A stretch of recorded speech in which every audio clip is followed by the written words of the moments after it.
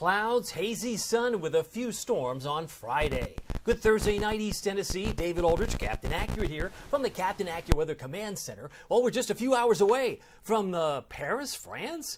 That can't be right. No, it is right. The Olympics. Oh, yes. Is that going on soon? In fact, the opening ceremonies, if I'm not mistaken, is tomorrow. And when you look at CEST, that's a misnomer. That stands for Central European Summertime. Oh, what is that? Does that translate to something? Oh, yeah. EDT, that's where we live, right? Eastern Daylight Time is 6 hours behind the CEST. So if you've advanced 6 hours, I believe at noontime we'll be thinking about, roughly noontime, we'll be thinking about the opening ceremony. So really it's the 6 p.m. time frame. We stop it at 6. There it is. 6 p.m. CEST would be about midday our time, and they'll be around 80 degrees in Paris, France. Oui. Yes, that is not a misprint. They'll be around 80. And there's a chance, as they cool through the 70s on Friday night into Saturday morning, that there'll be a few clouds, also a few passing showers, because I want to advance this right to about 6 o'clock CEST. We'll hear a lot about that, I'm sure, in the coming days and weeks. But Paris, France may have a few showers as we approach the 6 p.m. CEST. That is roughly the opening ceremonies, but most of it's kind of to the southeast of Paris. We'll keep an eye on that. Again, this is just something fun as we get excited about the Olympics, because we have, I believe, 31 Olympians that have ties to the University of Tennessee. So, I mean, you got to brag about something good, and I wanted to share that with you. Almanac, our high was 83 today. Back home, finally, we hit 83. I was expecting 82. Oh, man, you were off a full degree. That's okay. I can handle that. I'm off 2 or 3 degrees. I'm okay. But anyway, 83, that's 5 degrees below the normal. Record high from 1934 was 101 degrees. They saw a high of 82. Crossville, Oneida, and Maryville, 82 in Sevierville, while it was 83 today in Oak Ridge in Anderson County. If you look around Music City, a little warmer. They were at 89, while they were a lot cooler by the town, or to the tune of 10 degrees. Cooler in Memphis, they were at 79 from this afternoon. So those are your high temperatures around the region. Let's take a look at the Ultimate Doppler radar. I want to focus on Crossville for just a moment, because that's where most of the activity has been in the last couple of hours. What we're looking at is a few showers north of Jellicoe as of about 10 after 9, a couple of showers in southeast Kentucky. Okay, but look at Crossville, because during the drive home, 6 o'clock Eastern, 5 o'clock Central, they had some downpours in red, right around Crossville, Lake Tansy, even a thunderstorm that might have rolled through. So many of us who had rain today, it occurred mainly in the morning. We picked up 0.22 inches officially at McGee-Tyson. Okay, if you're headed to Marco's, and why wouldn't you if you want some comfort food, some pizza? Hardin Valley Fair, they're here to serve you. Fountain City, Halls, Oak Ridge, Middlebrook Pike, and Ebenezer Road. They're also sponsors of No Kid Hungry. And if you're hungry, check out their large pepperoni pizza. They call it, one of them anyway, the Magnifico, for less than $10. And you can also consider the new Pizzoli. The pepperoni and sausage pictured at the top is my absolute favorite, for less than $6 for a limited time. Marcos.com. Meanwhile, the radar showing more heat concerns in North Dakota and fire concerns in Montana. They've got more thunderstorms in the southeast. Even the beaches of Myrtle Beach, Wrightsville Beach, Tybee Island, really looks a little unsettled, don't you think? A lot of thunderstorms, at least inland, and it may not affect the beaches so much, but it could certainly add a few extra clouds. More heat concerns in parts of California out west as well. Let's talk about the interesting rainfall totals, because officially 0.22 today brings us now up to 3.64 in July.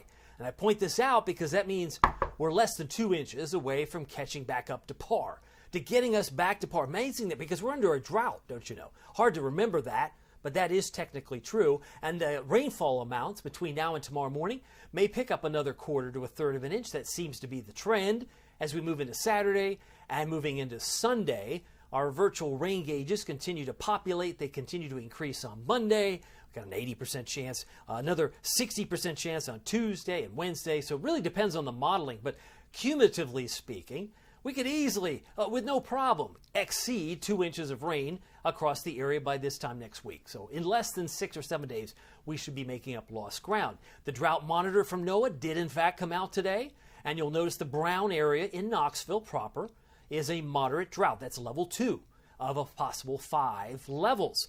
The dryness, abnormally dry, is yellow. That includes Kodak, Sevierville, Dandridge and Seymour, Newmarket, even around McGee-Tyson Airport. But once you move toward Maynardville, Norris, and Bryceville. Then you're in the moderate drought that includes Sharps Chapel, and then back toward Crossville, back toward Crab Orchard. That's where the orange area exists. That's the severe drought. So it does affect especially the plateau and Southern Valley, it would appear. And the red areas are off the chart dry. They really need the rain in parts of Virginia, West Virginia, South Carolina, New Mexico, West Texas, and even parts of Montana. All right, so the Hurricane Center outlook looks quiet. It's like, shh, there's nothing going on. Or is there? I really had to squint to find this. You're like, you're really pulling that out of the rabbit out of a hat. Actually, I'm pulling out Bud because this Bud is not for you. This is a storm that's got 60-mile-an-hour winds. This is in the Pacific.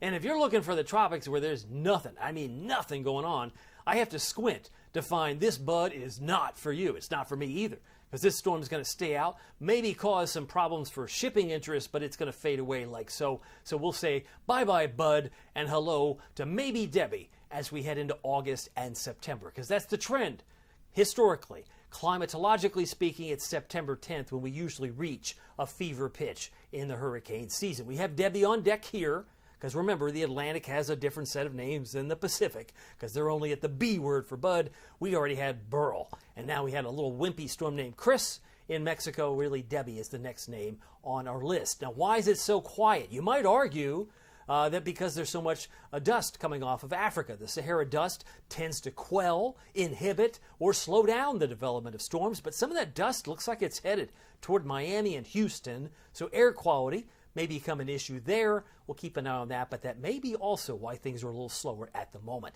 Headlines: less rain on Friday, less rain on Saturday. I left a 30% chance, that may be generous, 30% chance both tomorrow and Saturday. But there will be a soggy start to next week, and I can anticipate that we'll be back in the 90s later next week. It will turn hotter as we head toward August. As you can see from the Futurecast, not a whole lot between now and 11:15 tonight. A little front comes through, probably sweeps out some of the rain, and then by tomorrow midday, a few flare-ups. Even this might be overstated, as I think it will be. By tomorrow into Saturday, there's still a 30% chance of rain. Looks like most of it's in the Smokies. Maybe a hit or miss shower in the plateau by 5:15 there on Saturday. Heading into Sunday, we lock and reload. If not the morning, the afternoon looks like it populates like so, and it will continue on into Sunday evening, so there will be opportunities for wet weather to persist and exist right through East Tennessee next week. Future visibility brings some fog to a neighborhood near you where it's white. That covers Scott County. It looks like it's mainly in Morgan County, Crossville, Cumberland County, and it could be in other areas as well, but this is just some guidance to help you plan your morning on Friday. Let's talk about the forecast, because that's the most important part of our presentation. Tonight we're down to the upper 60s, mostly cloudy, some spots of rain. I said this morning I wouldn't expect much rain past, say, 8 p.m., and now that we're after 9:15, yeah, it looks like it's pretty spotty at best. Tonight we're down to 66, Wartburg, Crossville, 67, Morristown, Talbot, Jefferson City, and about 69 for Maryville, Alcoa by tomorrow morning. Tomorrow I lowered the expectation. Again, abundance of clouds, plenty of clouds, a little bit of hazy sun, but showers and storms, even though about 30%. Winds are light 3 to 8 miles per hour. Friday may get up to 84 if you're in Sevierville, but most of us in the valley, about 81 for Kingston, Knoxville, Morristown, 80 for Oak Ridge, but a little warmer up there in La Follette. Campbell County could easily be around 87 tomorrow afternoon. So here's your Captain Accurate Weather Authority forecast for Knoxville, East Tennessee. Both Friday and Saturday, limited amounts of rain. Most of us don't get wet the next 2 days, which means you may have time to mow. Oh, you're speaking my language, Aldrich. You knew I had to mow. Oh, you probably do have to mow. I have to mow because the grass grows quicker when you get all this rain and deluge like we had that flash flood warning last night. And certainly issues when you get that much rain.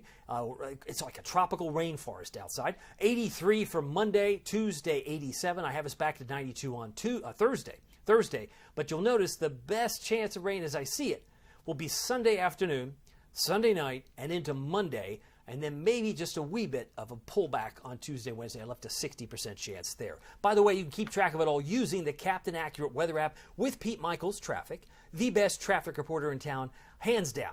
Keep you and your family safe. Just search the 2 words Captain Accurate, App Store, Google Play. You get lightning alerts. That keeps you safe. And if you get notified, if you're under a flash flood warning like we had the other day in Knox County, you get notified in real time. You don't have to rely on social media to notify you. You get the real update from the Weather Service the moment they issue that warning. Well, my name is David Aldrich. Some people call me Captain Accurate. It's not easy being accurate, so weather doesn't surprise you. Have a great weekend. We'll see you here next time, and I'll see you tomorrow morning. Bye-bye.